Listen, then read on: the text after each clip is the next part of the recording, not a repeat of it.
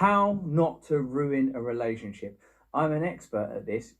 Do you know how? From ruining relationships. Here's ways that I've ruined relationships in the past. Being insecure, feeling inadequate, feeling inferior, expecting the other person to make me feel better about myself, making another person responsible for my well-being, unconsciously expecting them to be more of a parent than a partner, and expecting them to meet the requirements of addiction, which is a sort of a yearning and a feeling of emptiness, hollowness, worthlessness, dirtiness. If your relationship with another person is fulfilling a role in your psyche that ought be fulfilled by a spiritual practice and a spiritual connection, chances are that relationship will fail. Of course, we are flawed and fallible. Even in my 40s, as a married man and father of 2 children in a marriage that feels to me, and I pray to my wife, like a very successful marriage, I'm still very much aware of my flaws. But when I, for example, make my wife responsible for my feelings, like, oh, it's your fault that this happened or that happened, I kind of now have learned, being taught, being shown, oh, you're doing that thing. You're making your partner responsible for your own feelings. We cannot do that. What we have, to quote our man Khalil Gibran, is the awareness that we are 2 lives growing parallel in tandem, like 2 adjacent trees. That our function in a relationship is to have a shared vision with our partner and a nurturing and encouraging attitude towards them. When I find myself not adhering to those standards, not observing that code, I now recognize there is a problem with me. As soon as I start thinking, oh, it's my wife's job to make me feel good, I think, uh-oh, I need to have a chat with somebody and do some work on myself because I'm slipping up, I'm tripping up.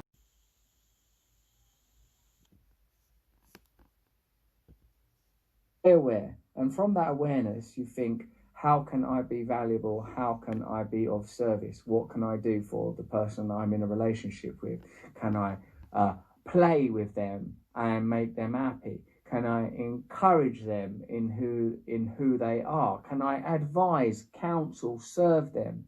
When my and it's a tricky business living in the ego and in individualism, particularly in a culture that what do I want to say, cultivates those sometimes negative traits. It's very easy to fall into them, and it's very easy for things that could seem like service to become indeed egotistical.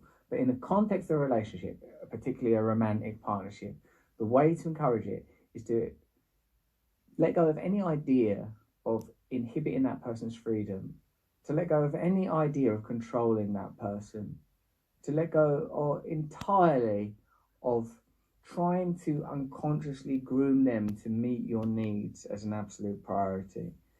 Even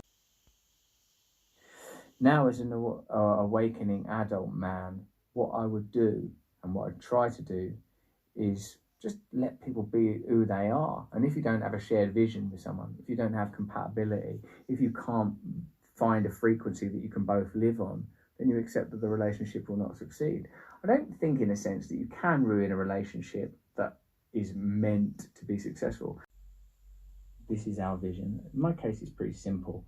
I'm married, we've got children, we've got a home together, we've got a limited amount of time that we're going to live on this planet together. Hey, what do you want to do? Should we do this? Yeah, I think we should do this with our children. Cool. I want to do that. If things are like, my therapist, who's a pretty amazing person, he says open comms all the time, like continually communicate. The more you find yourself in a private and in communicative enclave within a relationship, this place can become festering. I think can become the foundation for disruption in the relationship.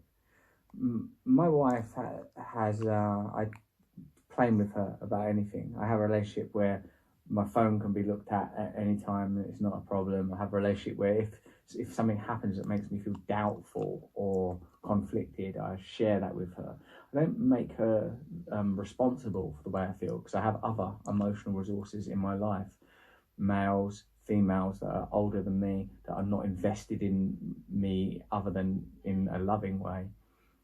I have relationships with them so I can communicate. So in a sense, a relationship is one of the big projects of your life. But this person is going to be the primary, perhaps along with children, the primary emotional sort of, I don't know, foundation. I want to say resource, but resource seems like a cynical way to describe it. Like, this relationship is where I live. In a marital relationship, that's my home more than any physical place. My home is this relationship. I live in that relationship. I live in my own connection with myself and with my own God.